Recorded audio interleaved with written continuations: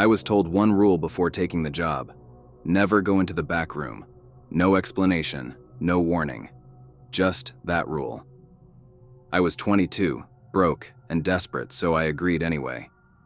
The house was far outside town, surrounded by trees so thick they blocked out most of the sky. By the time I parked, my phone had already lost signal. The driveway was long and gravelly, and every step I took felt louder than it should have. The house itself was old, 2 stories tall, with faded paint and a porch that sagged slightly in the middle. The windows were dark, even though the sun was still setting, and I remember thinking the place looked abandoned. The owner, an older man named Harold, answered the door almost immediately. He was thin, pale, and spoke softly, like he didn't want to wake someone.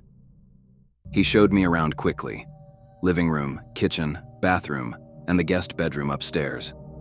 There were no decorations, no photos, and no signs anyone actually lived there. No TV, no radio, no computer, just furniture and silence. When we reached the bottom of the stairs, Harold stopped walking. He didn't look at me when he spoke. "The back room downstairs stays locked," he said. "If you hear anything from there, you ignore it."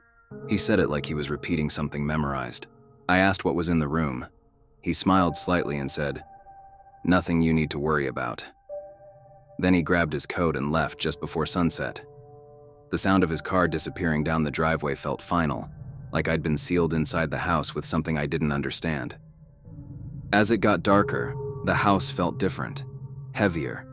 Every sound echoed: my breathing, my footsteps, even the fabric of my clothes shifting. The floorboards creaked no matter where I walked. It felt impossible to move without announcing my location to the entire house.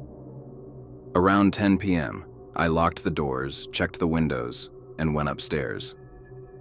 I laid down fully dressed on the stiff guest bed. The ceiling above me had faint water stains that looked like faces if I stared too long. I tried to sleep, but the silence felt too deliberate.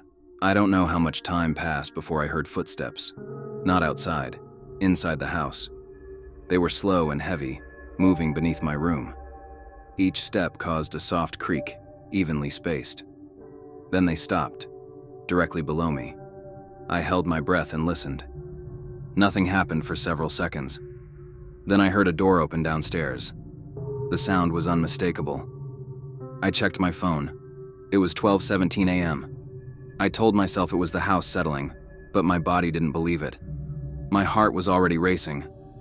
The footsteps started again, pacing back and forth, not wandering, waiting.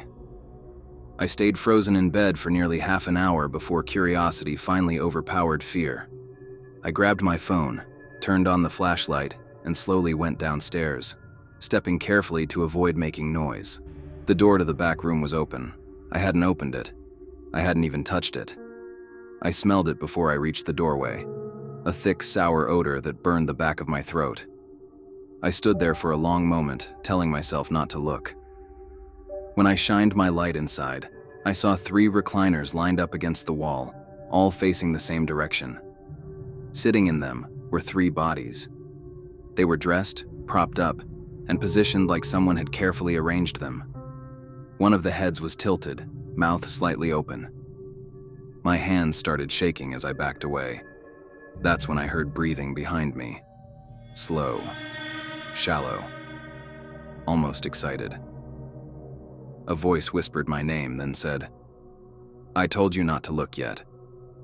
I turned and saw Harold standing at the bottom of the stairs, holding something heavy.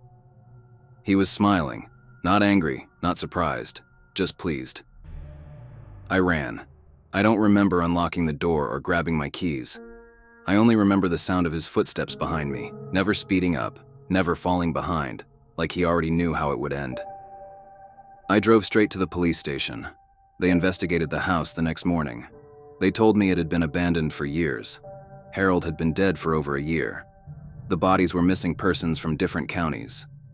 When officers arrived, the backroom door was locked from the outside. But what no one can explain is this. The police report says only 2 bodies were found, and I still remember hearing someone breathing right behind me that night.